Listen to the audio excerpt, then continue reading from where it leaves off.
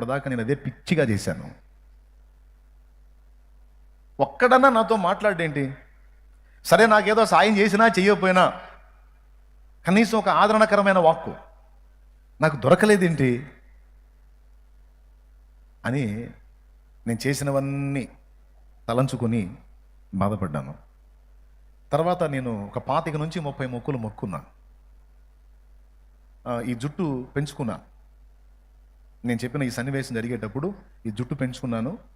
అప్పటికే పవన్ రాజు పుట్టాడు. వాడికి కూడా పిలకేసాం. ఎందుకంటే వాడు నేను తిరుపతిలో జుట్టు తీపిచ్చాలని పెంచుకున్నాం. ఆ కండిషన్లో నేనుండి ఈ అన్వేషణ చేస్తున్నాను. ఏంటంటే అసలు దేవుడు అనేవాడు ఉన్నాడా? ఉంటే ఒకడన్నా మాట్లాడింది. మనం ఏం చేసామంటే, ఇప్పుడు లారీ వెనక ఉంటుంది, దేవతలారా దీవించండి అని లారీలు వెనక అక్కడక్కడ ఆటోలు వెనక వేసి ఉంటాయి. అట్లాగా గుంపులో రాయిస్తే ఎవరికి వాళ్ళు తగిలిద్దిలే అని కనపడ్డంవల్ల ఎవరిని కవర్ చేయకుండా అందరినీ కవర్ చేసాం. అర్థమైందా? కనపడ్డ వాళ్ళల్లా ఫాలో అయ్యాం పిచ్చిగా. అంటే ఎవరొకళ్ళు ఆపదలు ఆదుకుంటారని. నేను యేసుప్రభు అంటే ఇష్టపడలేదండి. యేసుప్రభు నమ్ముకున్న వాళ్ళు నా దగ్గర వర్క్ చేయడానికి వచ్చినప్పుడు వాళ్ళకి నానా రకాల మాటలని, హృదయాలను గాయపరిచి వాళ్ళని డైవర్ట్ చేయాలని శతవిధాలా ప్రయత్నించాను.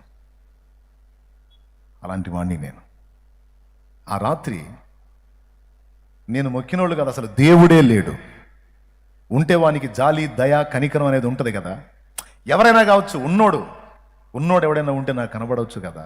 లేడు, చావే శరణ్యం అని దుఃఖపడుతున్నా. మా అమ్మ నాన్న నిద్రపోతున్నారు. మధ్యరాత్రి దాటిందండి. 1, 2 అట్లా 1 దాటింది. ఆలోచిస్తూ ఉన్నాను. అక్క చనిపోయింది, నేను కూడా పోతా. అప్పుడు వీళ్ళ పరిస్థితి ఏంది అంటే ఖచ్చితంగా వాళ్ళు ఏదో కూడా చేసుకుంటారు. అది మనం చూడంగా, మనం ముందే అయిపోతాంగా, గొడవ ఉండదు అని అనుకుంటున్నా. మా నాన్న ఎలా ఫీల్ అవుతాడు? ఒరే, చాలా ఆశలు పెట్టుకున్నా కదరా నీ మీద, నువ్వు ఎట్లా చేసావని ఏడుస్తాడేమో.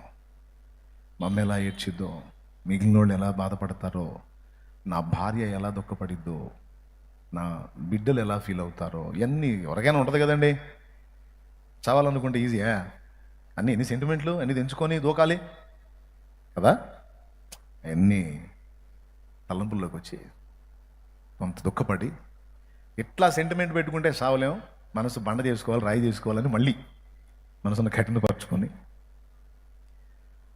ఒక నిర్ణయానికి వచ్చి ఆ రాత్రి నాకు తెలియకుండానే ఈ ఆలోచనలో, ఈ దుఃఖంలోనే అలా మత్తు గమ్మినట్టు నిద్రలోకి వెళ్ళా. ఇంచుమించు 3 గంటల వేళ నన్ను యేసు ప్రభు దర్శించాడు.